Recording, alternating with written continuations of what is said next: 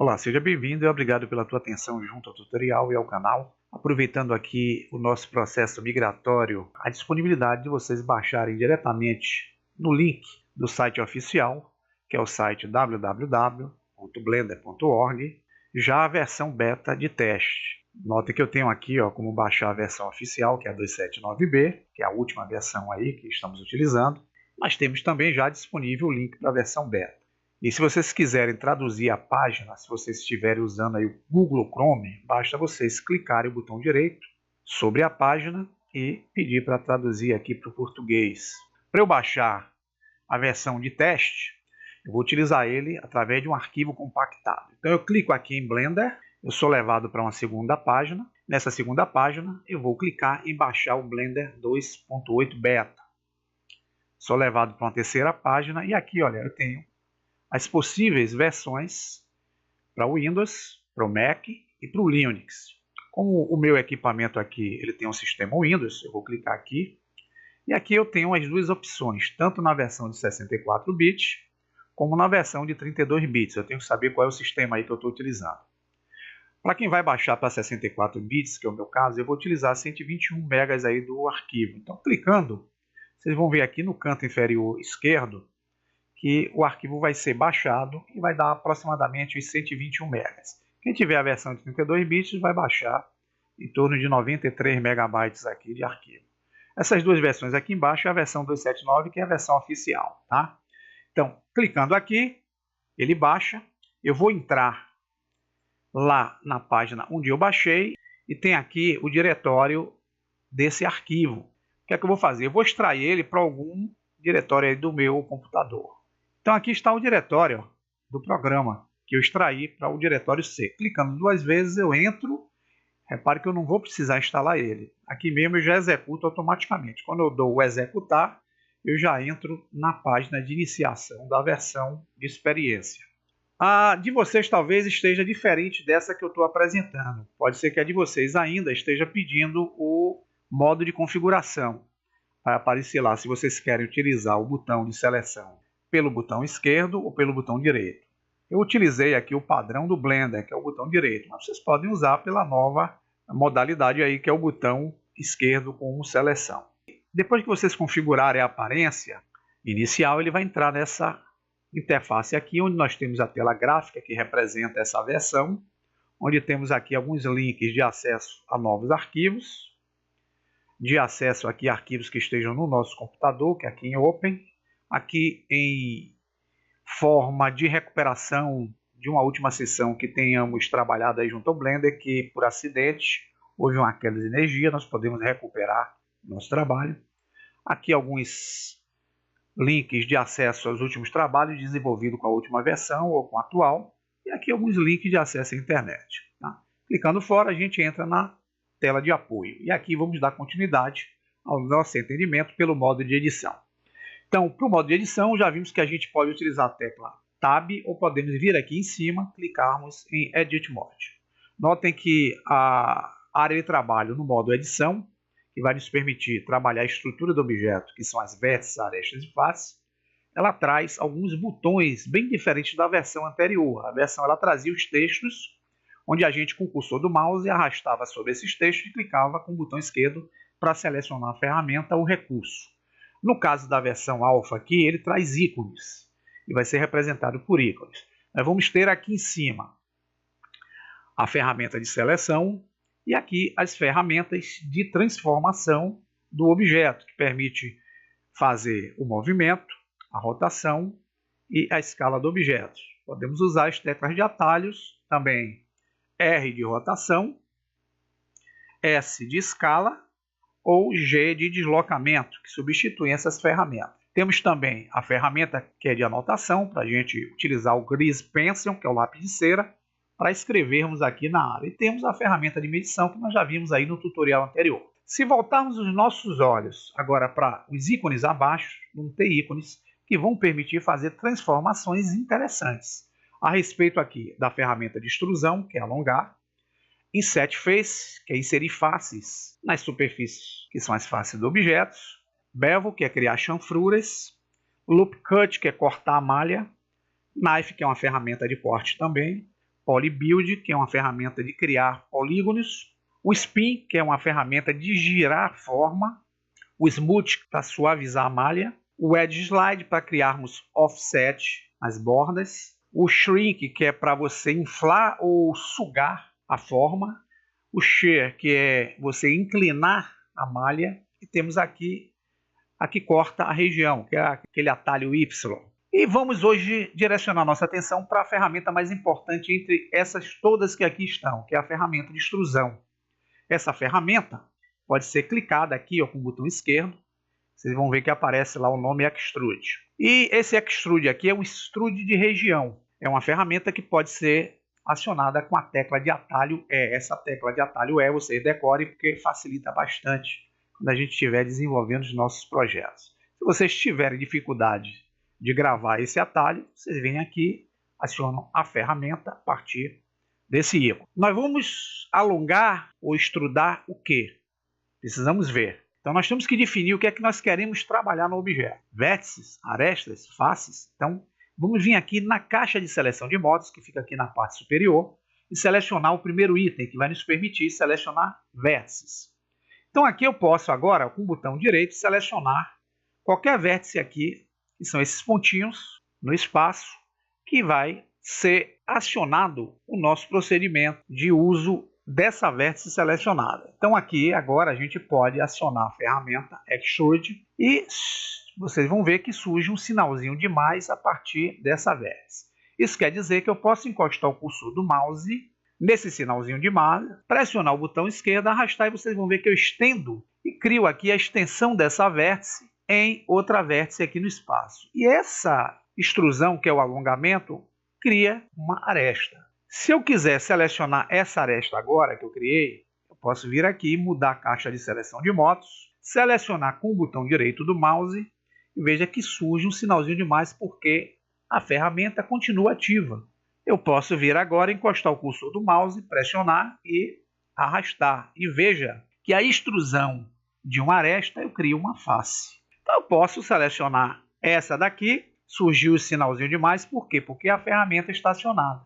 Então eu clico aqui ó, e vou arrastando e criando deformidades na malha. Então é uma ferramenta importantíssima para o processo de modelagem. Vocês vão treinando esse procedimento que é interessante. Eu vou usar o Ctrl Z, voltar às ações. Vocês vão ver que para eu ter acesso a essas ferramentas, existe um botãozinho aqui no canto inferior esquerdo. Encostar o cursor do mouse e pressionar por alguns segundos, eu consigo abrir um submenu que vai me dar acesso a outros recursos Extrude.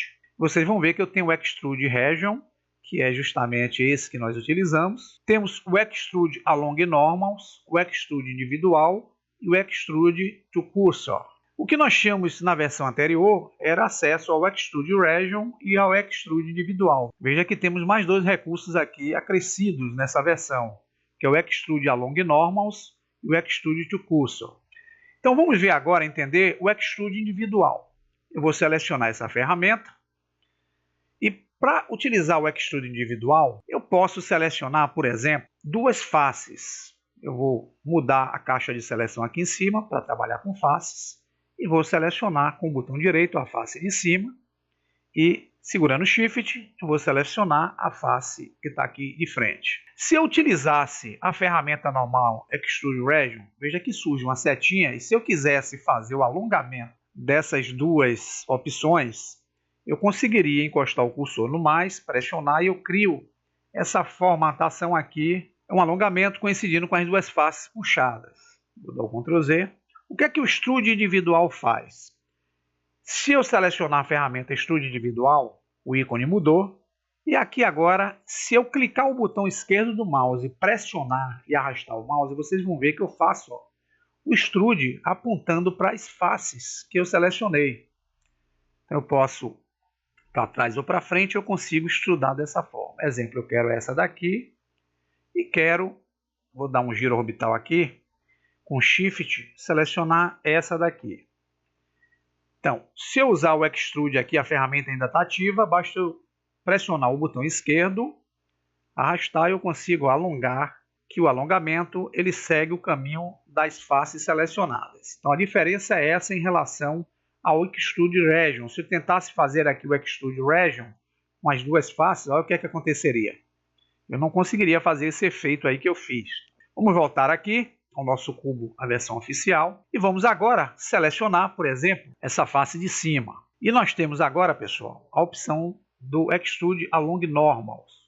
Então, se eu selecionar essa ferramenta, eu posso selecionar com o Shift uma segunda face.